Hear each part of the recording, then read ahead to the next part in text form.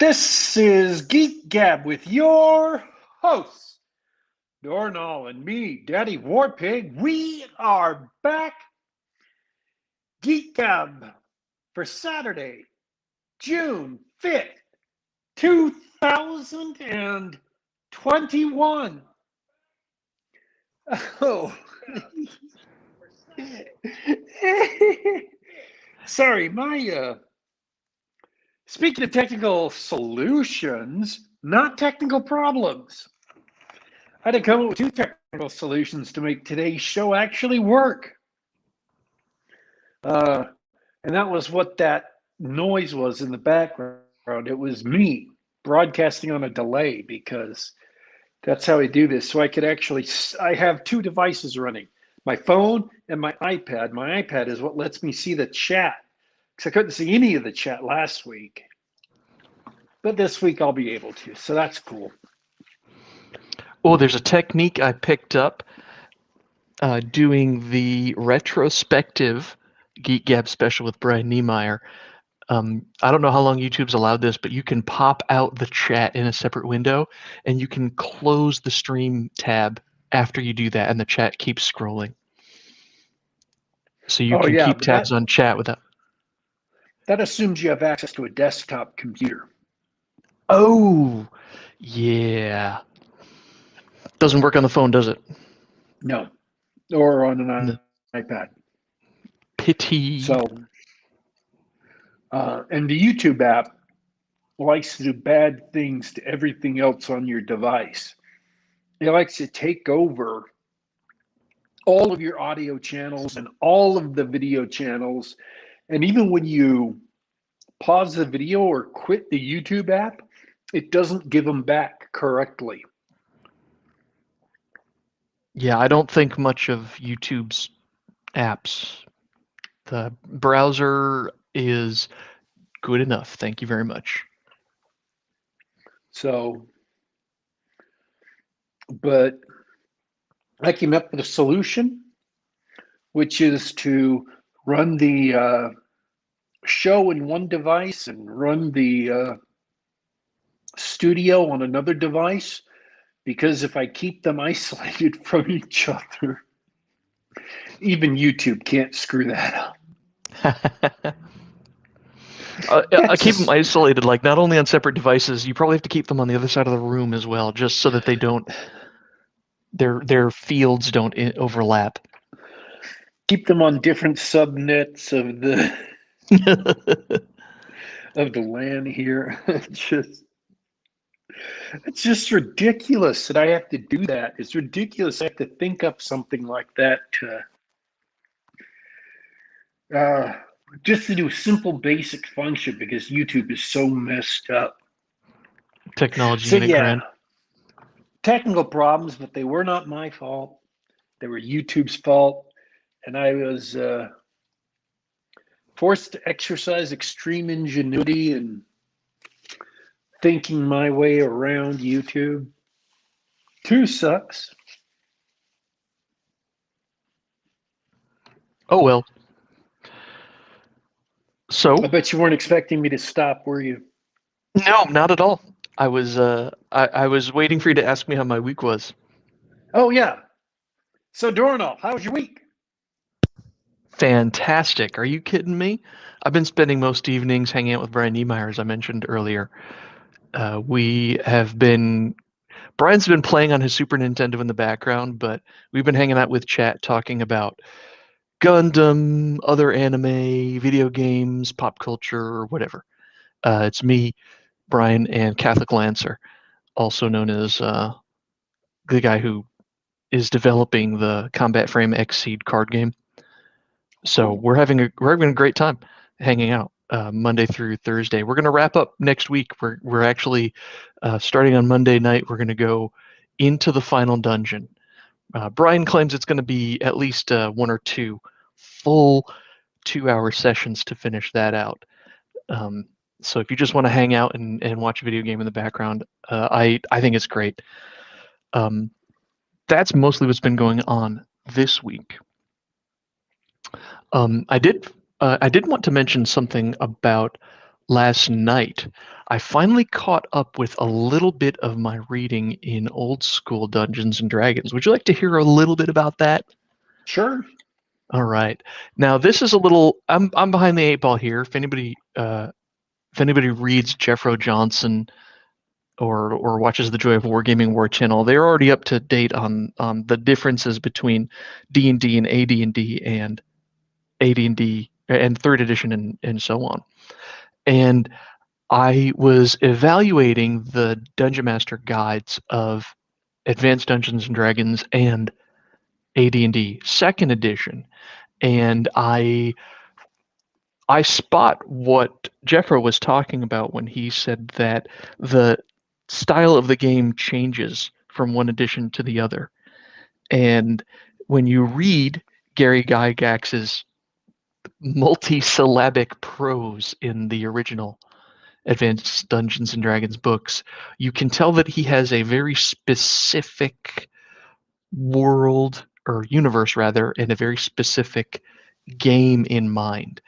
Like no two games are going to be the same, but within the rules, they're supposed to have a lot of the same properties. And I I wish I had a snippet prepared to read. Suffice it to say that in second edition is when we get to the game as it's all about just doing whatever you want.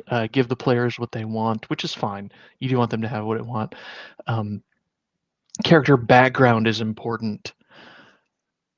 Let's see. Here's the best thing, and I wish.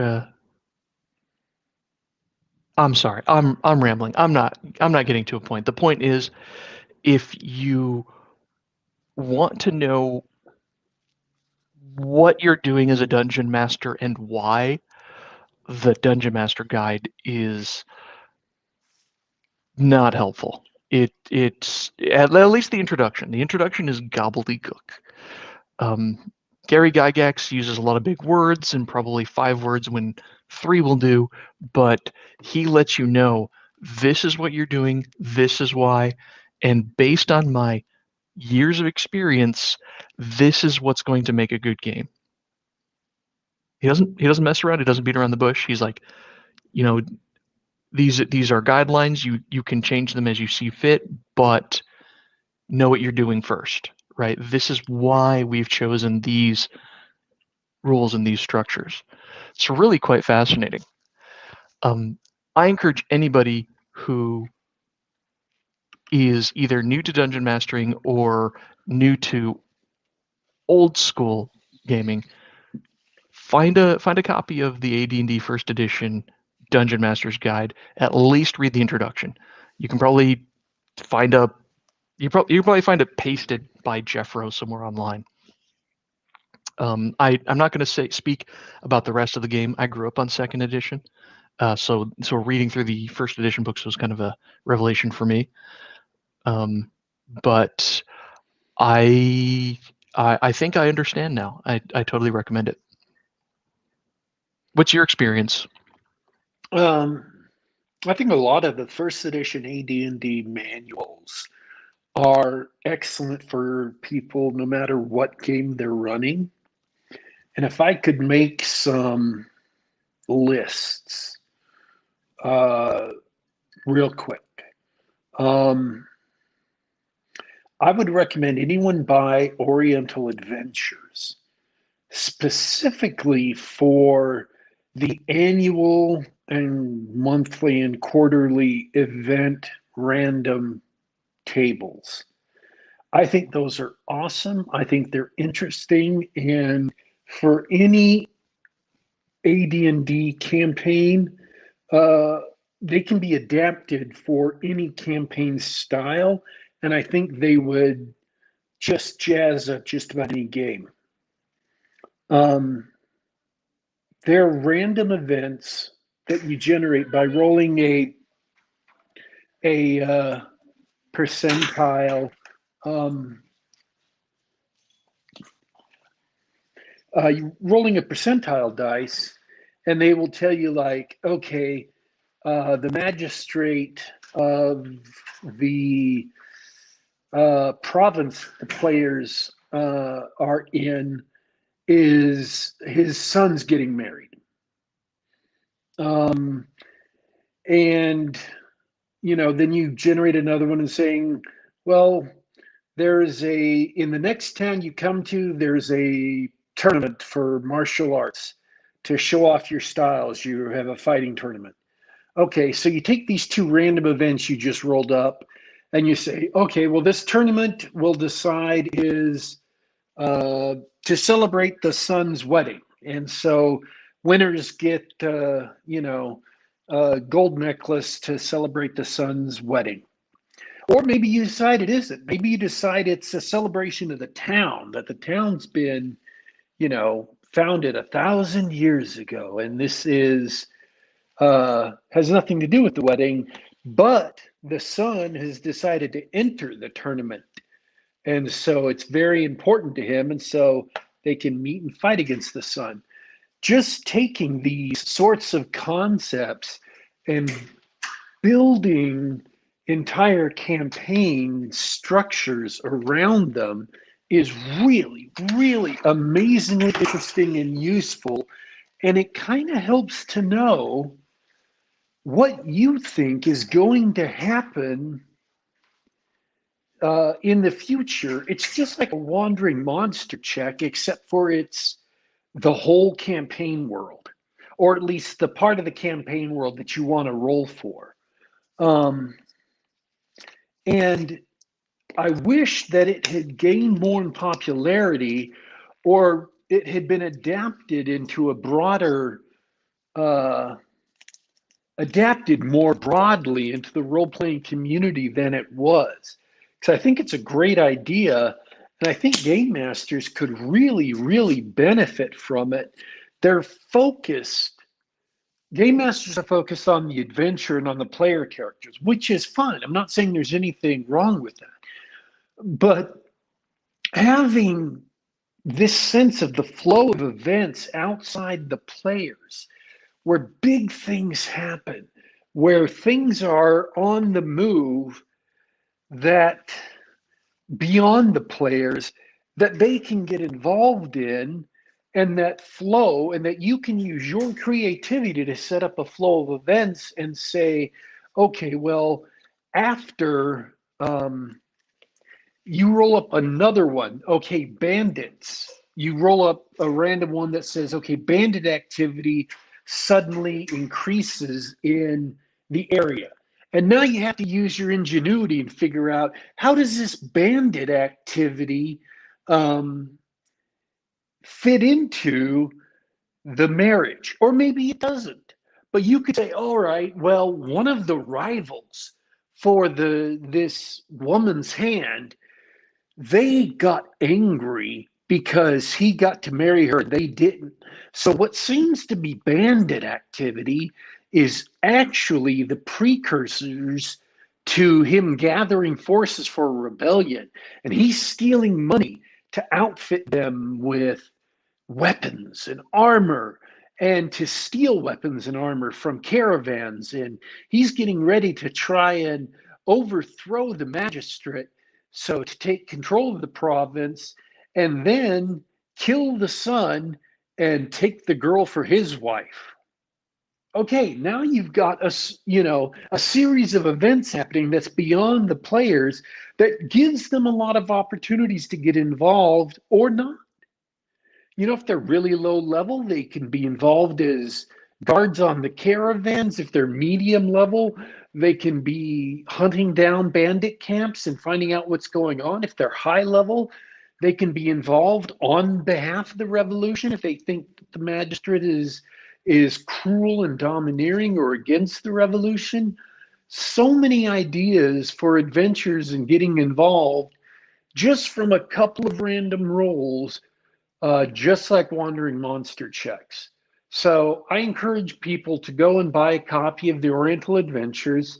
There's a lot of great ideas for monsters and other things in the first edition guidebook, There's also this, this idea of managing and running your campaign and giving big campaign events that you can adapt. And you can adapt this to any campaign. You can adapt it to a Shadowrun campaign. You can adapt it to whatever you want. Um, in Shadowrun, you could have it be the head of Renreiku in Seattle is getting married to the Afuchi Japan uh, high executive who's a woman, and that's what's causing unrest. Or maybe an as technology executive was really in love with her, and he's upset, and he's starting up some blood magic in Seattle. So you can adapt this same idea to a lot of different things. So that's why I recommend people check this out, and at very least buy a PDF copy. You don't have to buy, one of the old hardback books, although I love those. And if I had money right now, I'd be buying those just to have them. The other book I would recommend, and I've plugged this before, is the Wilderness Survival Guide for the map making tutorial in the back that tells you how to make a map according to sound geographic principles with very simple guidelines. And I would recommend that to anyone and everyone if you're drawing up a map for your original campaign world. Wilderness Survival Guide. What system's that from? AD&D First Edition. Oh, okay. So those are both First Edition books. Yeah, that's what I said. I'm going to plug other AD&D First Edition books that should be in your library, no matter what game system you're running. And I'll second the plug for the DMG. Those 3 books ought to be in your library, no matter what system you're running. And I think the latter 2, the Wilderness Survival Guide and the Oriental Adventures, very often get overlooked, even by AD&D players, because they have kind of a bad reputation. But they should both definitely be on your radar and be in your collection. Well said. I'm going to go to chat real quick because John Dacre, the Mixed GM, echoing what you said. AD&D Dungeon Master Guide, absolute must-have, even if you don't run First Edition AD&D. It sounds like we've got some concurrence here. I want to say hi to everybody showing up today. Bradford Walker's in the chat. Simon Hugwood for all. Glad you guys could be here. Matthew Martin's here. Hey guys. And yeah, there's a lot of love for First and Second Edition AD&D in here. Simon Hogwood's also here, and JD Cowan stopped by to say hi, even though he couldn't stay for the show. Oh,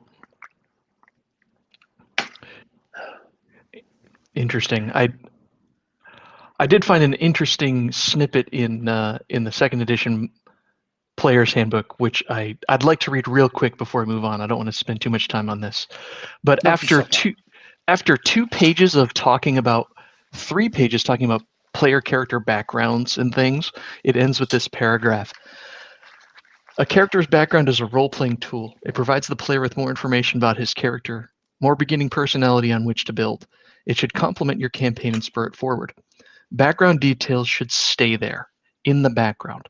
What your characters are doing now and will do in the future is more important than what they were and what they once did. Wouldn't it be nice if that were the only paragraph on background and we had just forgotten about it for the rest of D&D's existence?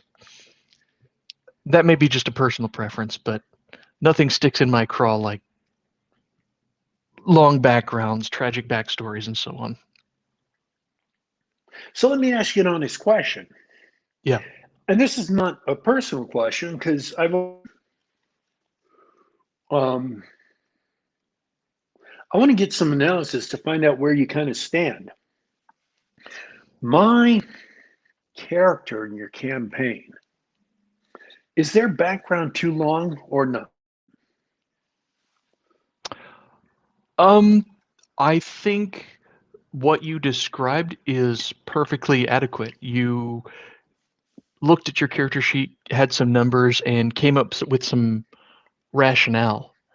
Um, and you will often preface one of your actions with, because this is where my character came from, and this is basically how he grew up, right? This is how I'm reacting to this situation.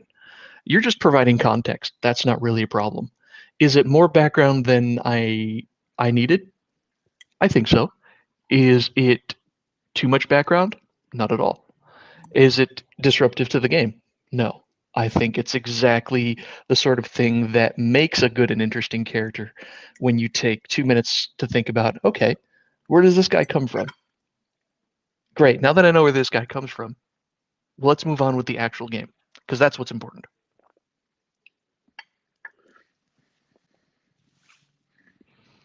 And that's how I feel about it.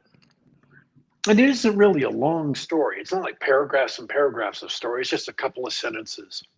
That's enough. It's just, hey, I thought about where this guy came from.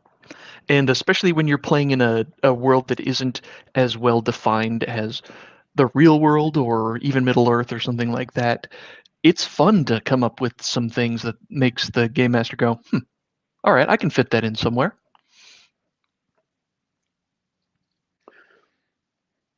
Yeah, if you have something that makes people moan and makes their eyes glaze over when you mention it, that's way too much. If you have something that can be not just summarized, but entirely told in 2 sentences, that's probably perfect.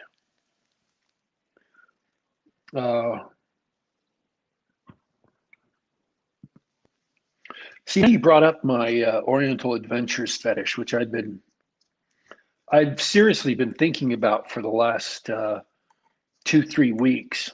Is looking at that system and taking some inspiration from it, because I just love the idea of randomly rolling big campaign events and assembling. It's almost like the weather, or the evening news. As players are going through the world, and these thoughts are now trying to dominate my mind when we've got other things to go to. They're like, ooh, what about this? Ooh, what about that? Isn't that so cool? I'm like, yeah, it's cool. But we're doing a show. It has to be cool after the show.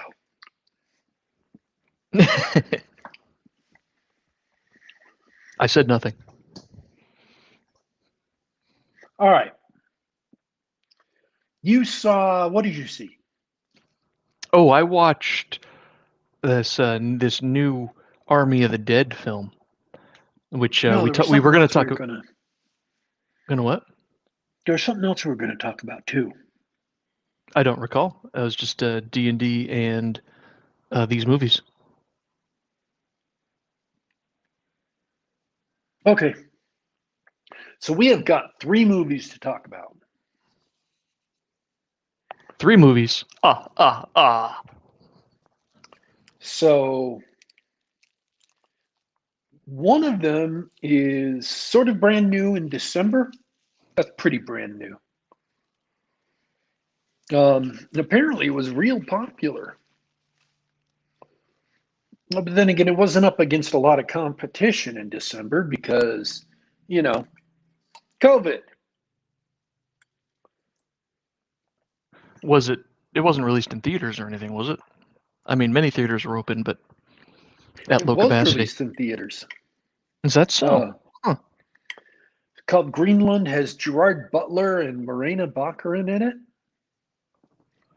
The next movie came out 20-something, 6 years ago? 1996. 25 years ago. Wow. The Long Kiss Goodnight with Gina Davis and Sam Jackson. And you guys are all wondering, why the heck are you reviewing that? Well, it's because John saw it when it first came out in theaters. Because it's awesome. And I first saw it 2 weeks ago. And Sam Jackson hasn't aged a day, I promise. Yeah, oddly enough, no. And I have been told, this is not my saying, but I have been told that black don't crack.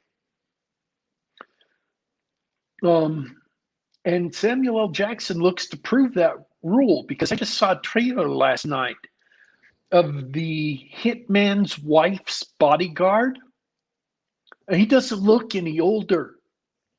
Right. When they get him up in the stage makeup in front of camera, he still looks the same. I think the only time I've seen him when he actually looked his age was in the Unbreakable series. Unbreakable and the latest one. I mean, even Morgan Glass. Freeman, the only aging he looks like he's done is his hair is gone grayer. So, I don't know. I heard that on Black Twitter, just in case, you're knowing. If I don't want to offend people. Too late. I'm too tired. Oh, that's right. Too late. We offended people. Oh, well. They'll just have to send the mob after me. Do it. Burn me out of house and home. Fortunately, I'm living in someone else's place right now. So, yeah. So where do you want to start? Where do you want to start, G-Dub? Oh, do we mention the third film? Yes. Wait, no. Well, it's all over the title of the stream. Oh, Army of the Dead. It's a zombie movie with Dave Bautista. How could that go wrong? People. I thought the whole movie, that the foreigner blonde chick was the same chick from, was the cyborg chick from Terminator Dark Fate. Was that the last one? And it turns out I was wrong. She's just some French model actress who hasn't really done anything that I've ever seen her in. So, yeah, I checked IMDb. It's crazy, but I did. Because usually you're the IMDb guy. I keep on expecting you to talk by now. I'm letting you have it. You're letting me stumble around. Oh, I was just wondering, same question as before. Let's actually dig in. Is that the one you want to talk about first? Yeah, let's talk about that first. Army of the Dead. I don't know that it'll take all that long to discuss Army of the Dead. Well, I mean, quick synopsis. It's set up as a heist movie. Las Vegas has been taken over by the zombie apocalypse, and the U.S. military walled it off, and the zombies have been running the city ever since. Dave Bautista is a member of a gang of people who successfully escaped the zombie apocalypse. That's where your cast of characters comes from, mostly. A bunch of regular people who banded together and shot and stabbed and sawed up zombies and fought their way out to the outer walls before it was closed off. It's kind of a cool introduction to the characters. Here you go. This is what they did before the movie. This is how they all know each other. And then we cut to present day, where the character, Scott Ward, played by Dave Bautista, is asked to, hey, you want to make a lot of money? There's a lot of money in the zombie zone, and I know that you can hack it. I know that you can survive in there, so here's all the information you need to get the money. All you have to do is go in there, survive the zombie apocalypse, and get it. So Scott assembles his old crew, adds a couple of new people. Because what you need is, I don't know, when you go in for your zombie killing apocalypse crew, I think the first person I would always go to is a middle-aged Mexican woman working in a body shop. But there's also the big guy Vanderohe, played by Omari Hardwick. I think he's a pretty great character because he's like in a pool helping, water therapy for elderly people. But as soon as Bautista shows up, he gets this glint in his eye. He's like, yeah, helping people is great, but I've got some aggression I need to get out on these zombies. Anyway, he puts together his whole team, including a weird German safe cracker, so that they can get at the piles and piles of cash in Vegas. And it starts off as a zombie movie / heist movie hybrid. And that's how it starts. And what can I say? From my perspective, it goes completely downhill from there, as it is neither a very good zombie movie and it's not a heist movie at all. There's a lot more to go over, but Daddy Warpig, before I spoil the whole thing and spill the beans, I want to get your reaction. Zack Snyder should never be allowed to write scripts by himself. Amen. He should be forced to give his ideas to a real writer, and then the real writer writes the scripts and develops his ideas. Zack Snyder is, I believe, a great director. He's a visual director. He comes up with great stuff to put on the screen that's interesting and cool looking and awesome. But he is not a good storyteller in the sense of assembling a plot that is coherent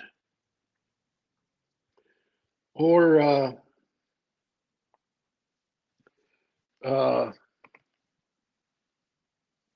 complete. That's the word I'm looking for. He cannot assemble a complete plot. Like Sucker Punch is awesome. It's got 5 of the greatest scenes I've ever seen. But everything connecting those scenes together that tries to make those scenes make sense is just, I just want to be very, very clear which movie I'm talking about when I make statements like that. Okay? It's going to be very important for the audience, for you guys listening, to understand when I say things like I like the movie really a lot, that I am talking about Sucker Punch. Got it. But the story is all messed up. So, it's got a lot of great ideas, and it could have been made into a better story, and a better story would have made the movie so much better. But still, those 5 scenes are gold. They're amazing. I love them. I love those 5 scenes. And they're the 5 fight scenes, the 5 fantasy scenes. And you know which ones I'm talking about. She's in the sailor outfit and fighting the samurai statues, so on and so forth. I'm not going to dive into it. And this movie suffers the same problems. There are individual scenes in this movie that are awesome. There are even individual character moments of personality that are awesome, like the helping the old lady with swimming therapy. There's a scene with Tig Notaro who is a female comedian who's now doing acting, and she does just a great job in most of the roles she's in. Uh, and this is a slight spoiler, but it's not really. Um, they show up and say, and invite her to join their, dangerous walk into zombie territory. She's a helicopter pilot, and they say, yes, we want you to come with us, fly us out of Las Vegas. And they say, we'll pay $2 million. They don't actually tell her the job. They start off by telling her, we'll pay you $2 million. And she's like, okay, I'm in. And they're like, don't you want to know what the job is? Nope, I'm in. My life sucks, and $2 million could change that completely. Don't you want to know the risks? Why would I want to know the risks? I'm in. $2 million. Tell me where to go. That's a great character moment, that little conversation, because you got to figure some people, when presented with that amount of money, are just going to say yes. They're not going to argue. They're not going to have past baggage. They're not going to, bring up, well, the last time we got together, old Timmy died, and Timmy was my friend, and it was your fault because you're a bad leader. All that, hullabaloo that goes on in movies like this when you're getting the old band back together.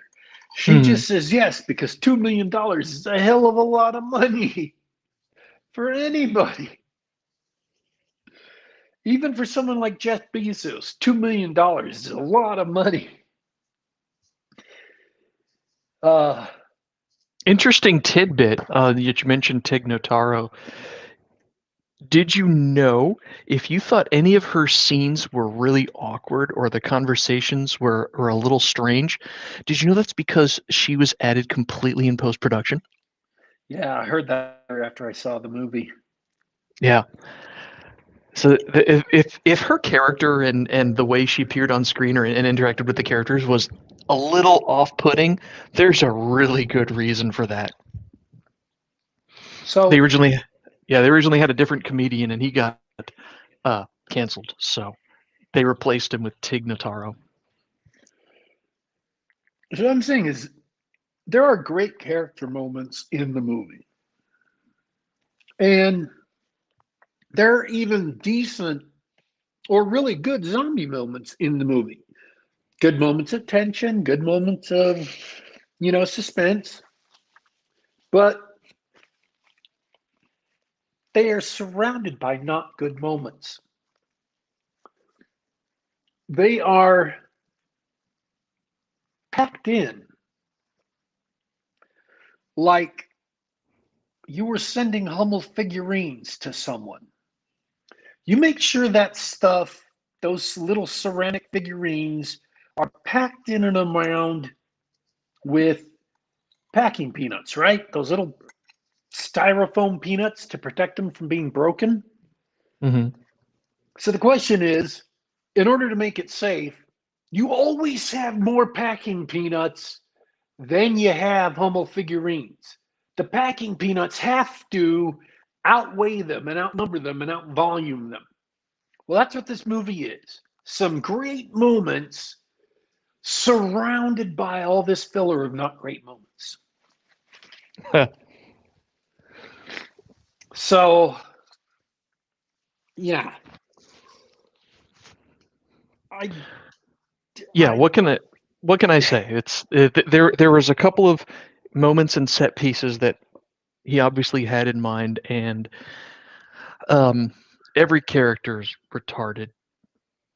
Nobody's likable. Nothing that happens makes sense. Everybody dies.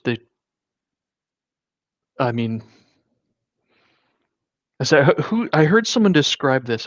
I don't know who said this, so I'm not going to be able to attribute it properly. But if nothing would have changed, if all the characters had just committed suicide at the beginning of the movie, there's no point in watching it. Like, it's not a good movie. And I guess when you get a zombie flick, you kind of have to expect just about everybody's going to die. But come on. Although, I tell you what, I was very satisfied when my favorite character in the whole movie, the Raul, thanks, Raul. Raul says Brian Niemeyer said that. How did I forget that it was Brian that said that? Um, Garrett Dillahunt from that sitcom, Raising Hope. He plays this, ex-military Black Ops tag-along guy, and he's sort of he's kind of a traitor. He's got his own agenda, and it causes some trouble with the team. And he gets mauled in spectacular CGI fashion. That was kind of satisfying. He's the only character I liked because everybody sort of knew that he was going to be a problem, and we're like, but we're in a zombie movie, so we're just going to let it happen. That was the greatest PC moment, and I don't mean politically correct. I mean player character moment of the whole movie, where the characters in the movie talked like they were PCs in one of my games. Yep. And I almost applauded. Yeah. Like, oh, he can hear us. Yeah. What? That was fun. And also, speaking of PCs, he rounded out the crew with a Mexican YouTuber out of LA who is like he's a viral YouTube sensation, showing him and his buddies going around shooting zombies. It's like, yeah, of course someone's gonna strap on a GoPro and kill zombies for sport and super likes. Yeah. They literally stand there with this guy who the audience knows is going to betray them. And they turn to each other, and Tig Notaro says, so should we just get rid of him? He's going to betray us, right? And I'm like, oh, my PCs, no.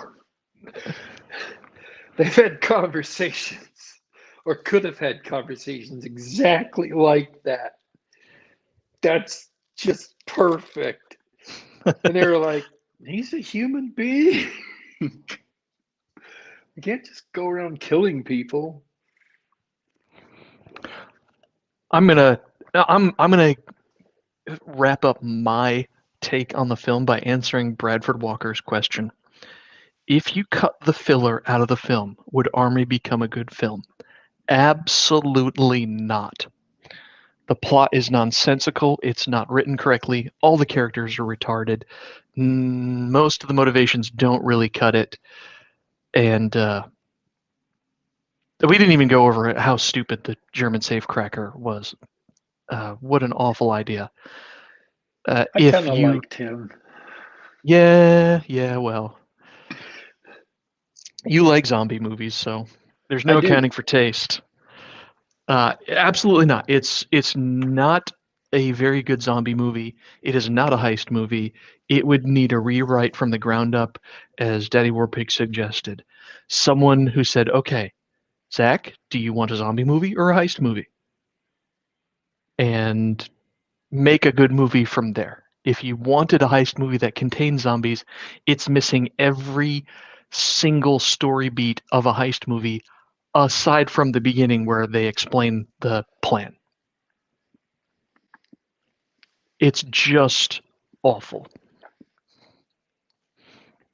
What do you think? What's the last word, DW? I think the movie was wrongly predicated to begin with.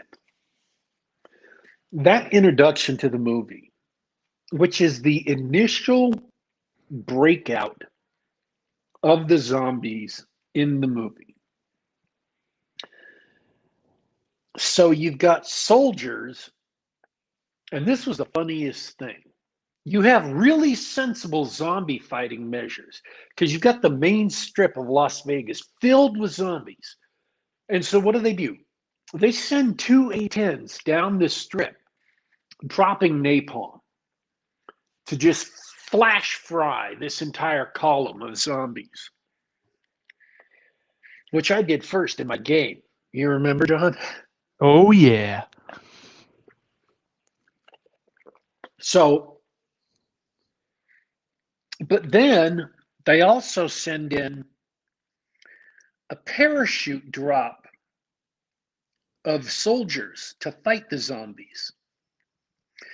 Now, folks, I hate to tell you this, but you do not send a dispersed troop insertion to fight zombies.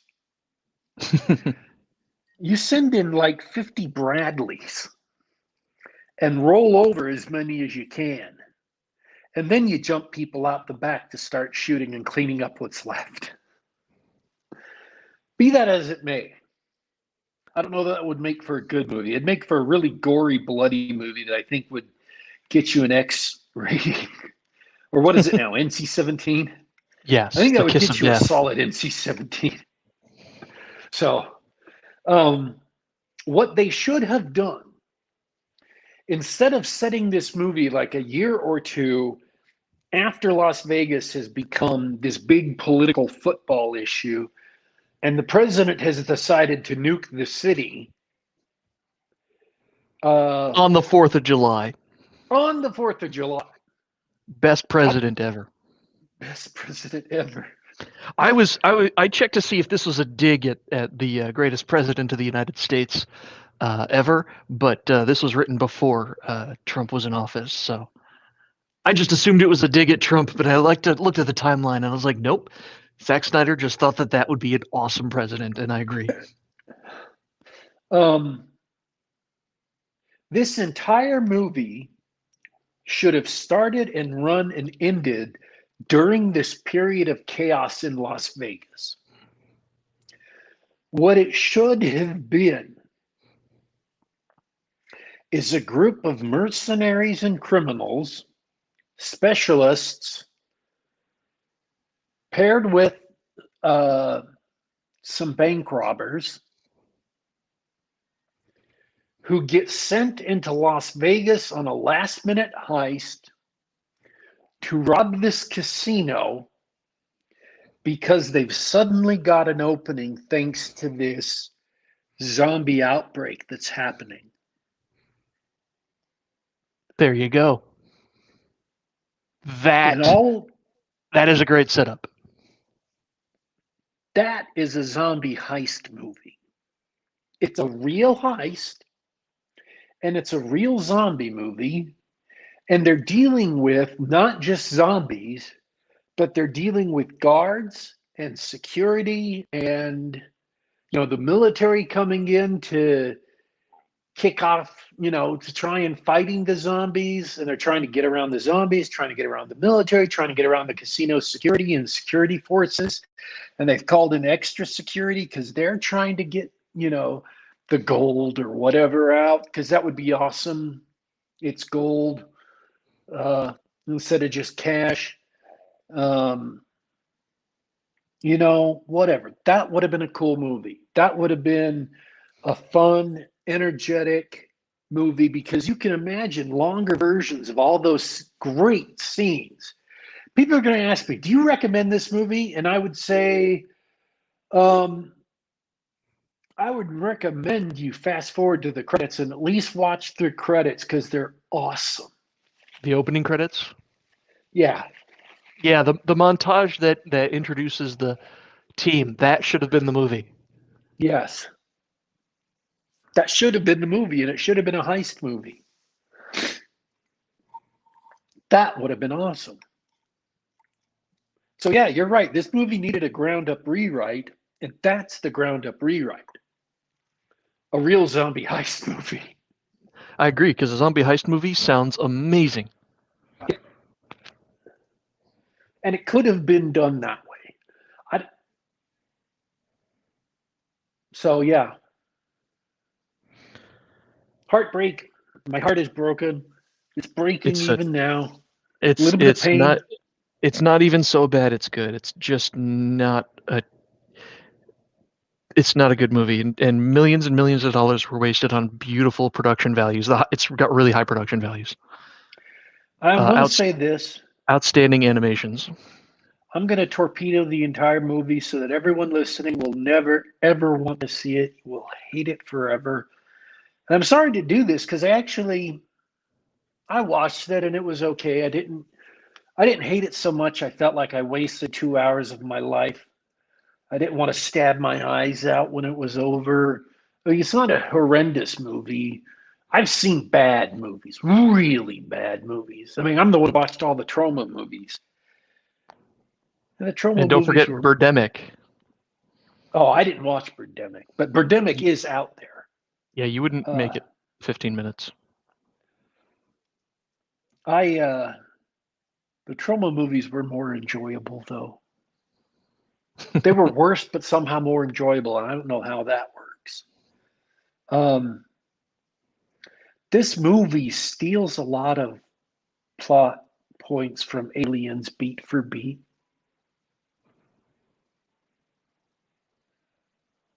Okay. Oh yeah. Especially the callback at the end. They get bishoped by the helicopter pilot. Yep. And they have a Burke character who literally locks the door on them. Mm-hmm.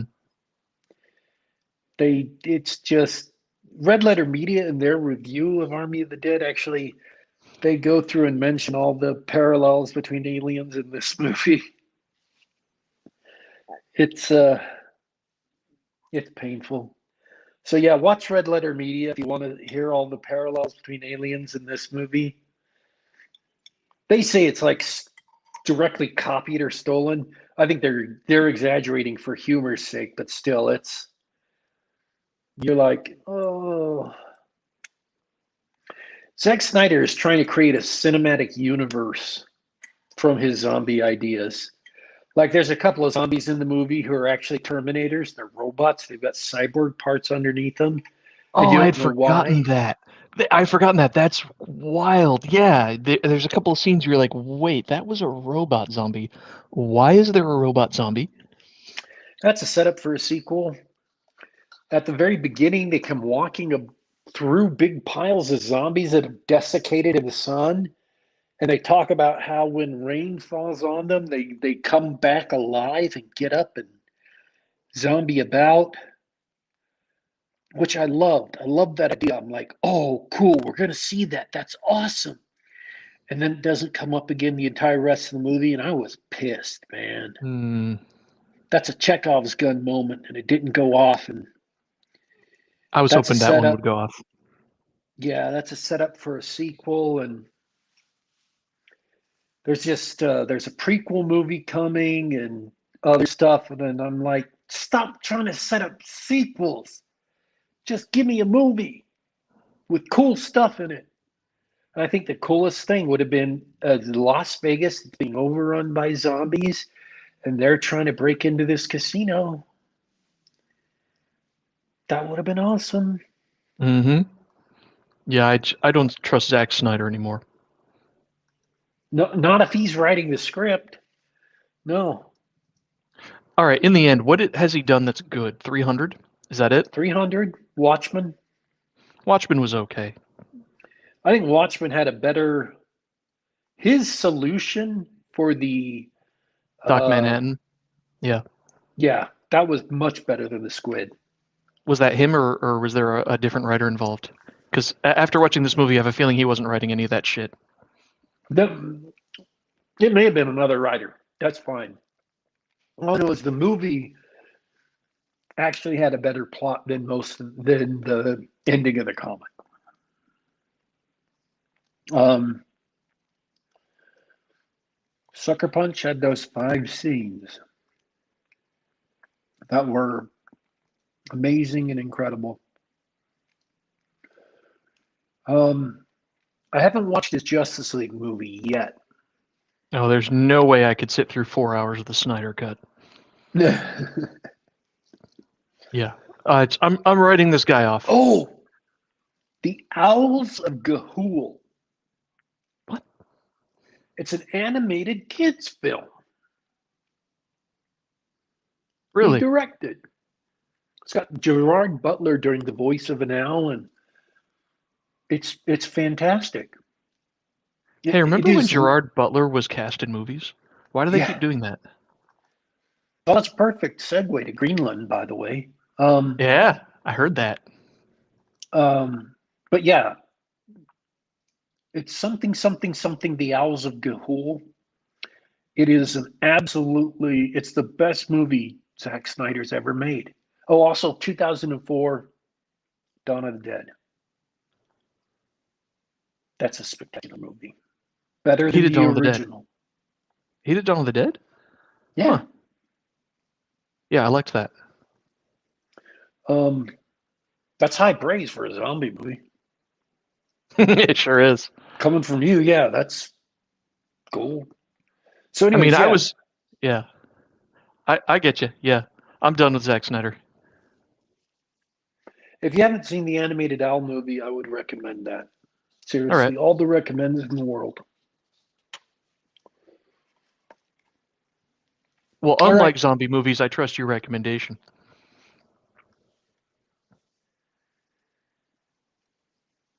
Yeah, most of the other Zack Snyder movies I would give recommends with like caveats. But that one I would recommend unhesitatingly. It's gorgeous. Uh, it's very sweet and touching. It was just a good movie. And it came from a book, so it's not his story. There you go. So, So, speaking of Owl Gerard Butler, tell me about this Greenland movie. Greenland turned out to be so much better than I thought it would. And maybe that's kind of unfair because that'll make the movie seem maybe better than it was. But it was a great disaster movie. Kind of a callback to the, you remember, or maybe you don't, back in the 90s where they had that trilogy of Deep Impact and then Asteroid. Was that the Michael Bay movie? Oh yeah, Armageddon and Deep Impact, and there's another one. Yeah, they disaster movies just became a huge thing for a couple of years. Yeah, they had three asteroid slash comet movies all at the same time. And yet none of them were Lucifer's Hammer, which I thought would make a great movie. Well, Greenland is kind of Lucifer's Hammer. Okay. Uh, it's about a comet that comes out of interstellar space and it's coming to smash the crap out of Earth.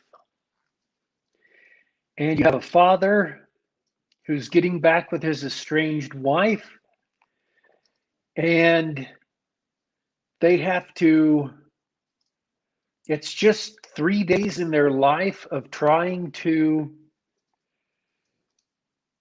survive something that they're told isn't going to be that big a deal. It's going to completely miss the earth. And then all of a sudden, they find out it's not. And then bad things start happening.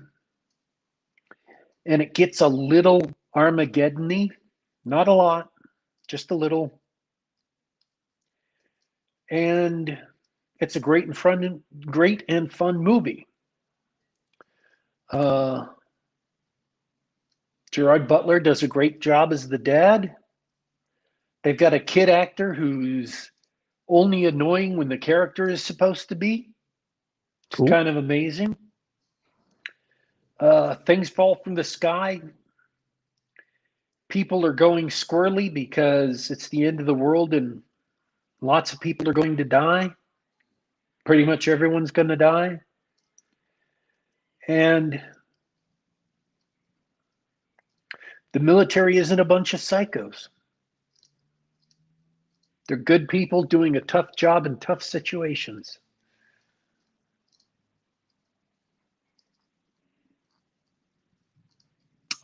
It's a really good movie. And unfortunately, I'm out of things to say about it being a really good movie. It's got good production values and everybody doing performances turns in solid performances. Well, I've got one question then. Sure. I've never seen a disaster movie. I've seen Armageddon, which struck me as Aliens, not a disaster movie. But anyway, that's also not my jam. Can you tell me what about it makes it a good disaster movie, and what about it makes it a good movie overall?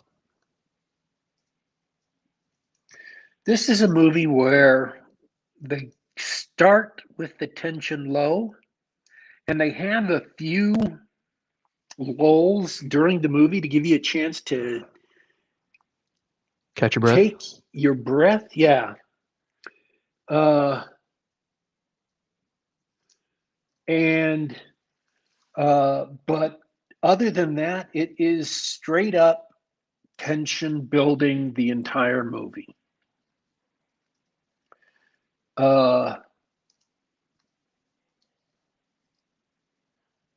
To where even if you know what the ending's going to be because you know what disaster movies are,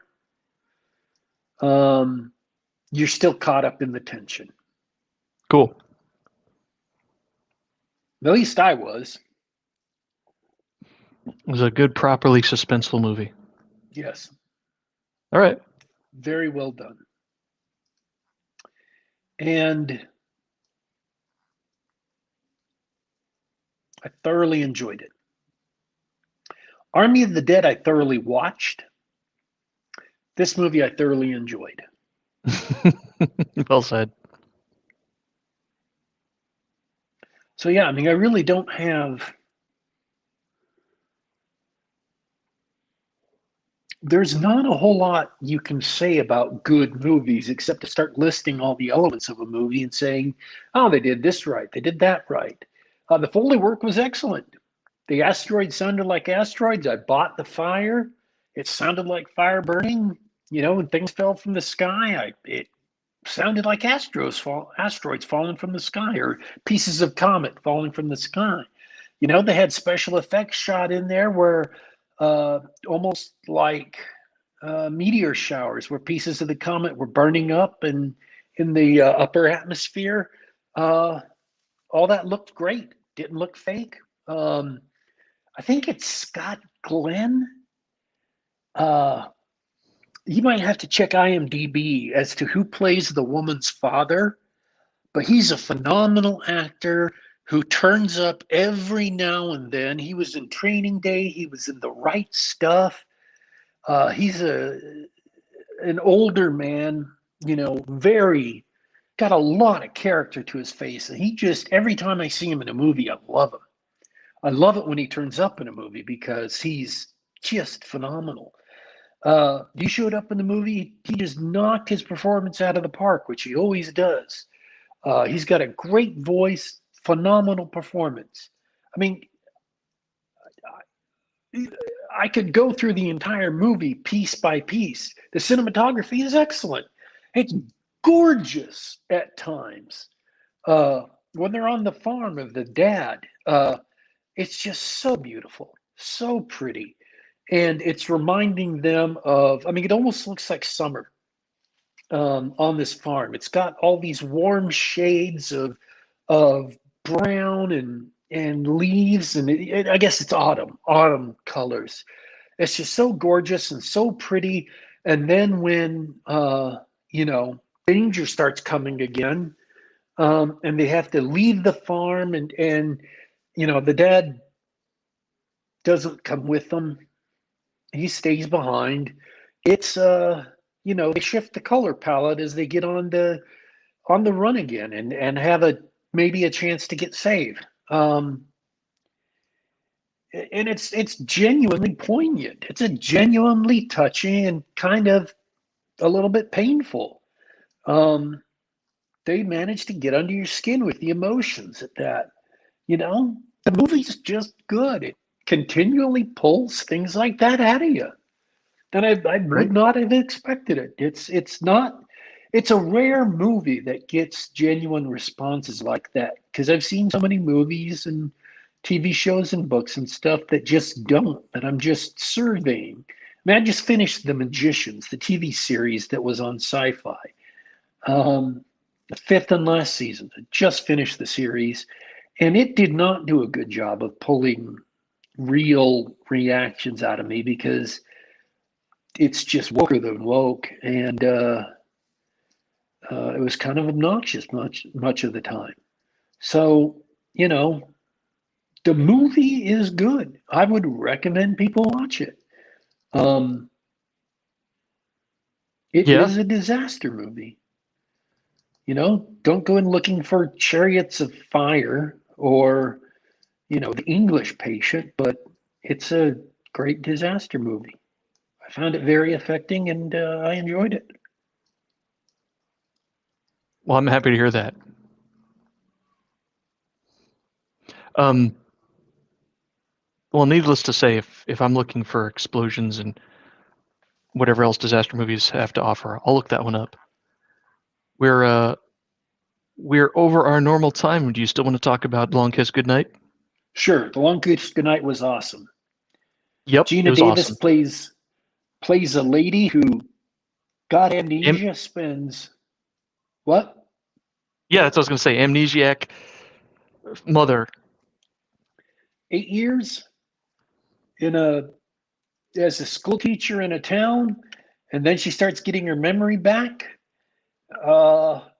And who she is turns out to be not who she thought she was. And her and a really sleazy private detective played by Sam Jackson run into all kinds of bad, dangerous, bad people. And it turns into a super awesome espionage action flick. It's great. It's superb. You've had 25 years to see it, just like I'd had. And I would absolutely recommend that if you haven't watched it so far, you should remedy that immediately.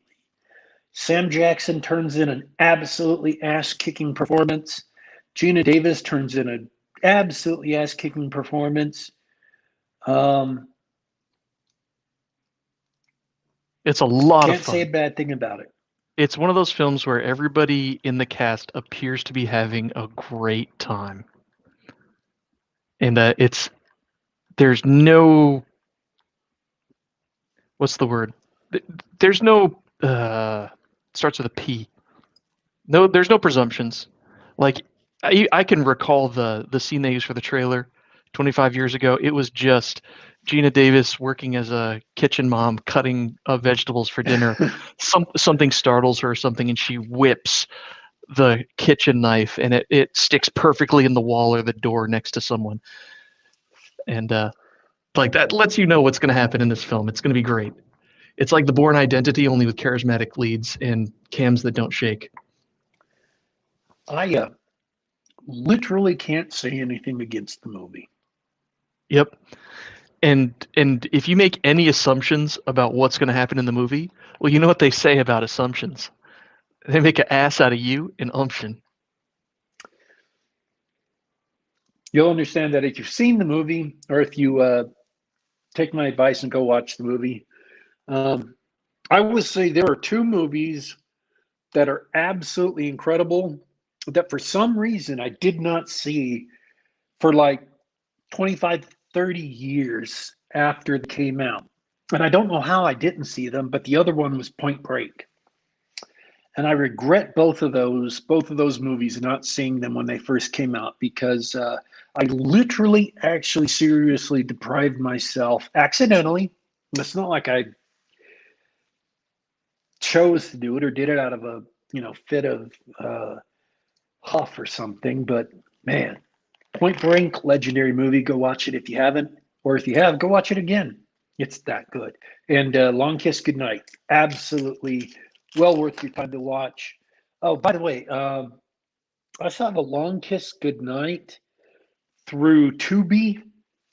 It's free. You have to sit through some commercials. It's like television, but you can get the app through your Roku box, your Amazon, Apple TV box, whatever. You can get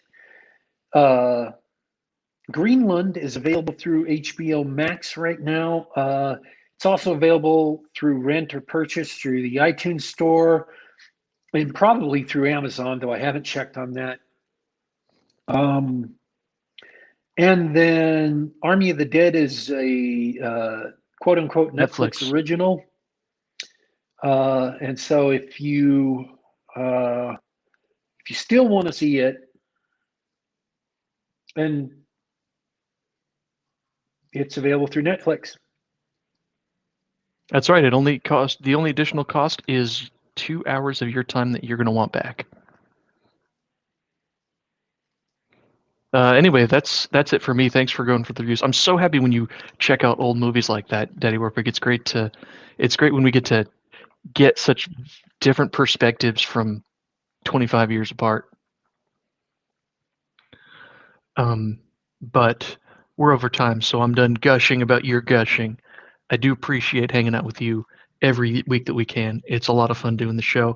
Thanks to everybody in the chat who came and hung out. I hope everybody has a great weekend, and everybody who is listening to this later has enjoyed the conversation. But Daddy Warpig, I'm done. Take it away. All right. I also want to thank everybody who came and listened live, and everybody who'll listen later. We've had an energetic chat. We covered a good range of topics today. Once again, let me give you some recommendations. First edition Dungeons and Dragons, or first edition Advanced Dungeons and Dragons, DMG, Oriental Adventures, Wilderness Survival Guide. They've got great resources for game masters, no matter what game you're running. Highly recommend The Owls of Ga'Hoole. It's Zack Snyder's best movie. I would recommend Greenland, and I would also absolutely recommend Point Break and The Long Kiss Goodnight. You can get, just a reminder, you can listen to the show on youtube.com/geekgab, youtube.com/geekgab. You can also check us out on soundcloud.com, on the Google Play Store, or on the Apple iTunes Store. Just do a search for Geek Gab. You can subscribe to us on the device of your choice. Listen to us on your Android phone, listen to us on your iPad, iPhone, or even your iWatch. Or is it your Apple Watch? Your Apple Watch, much to my shock, and even your Apple TV. And we are signing out for today, folks. But don't you worry. Don't you fret. We will be back.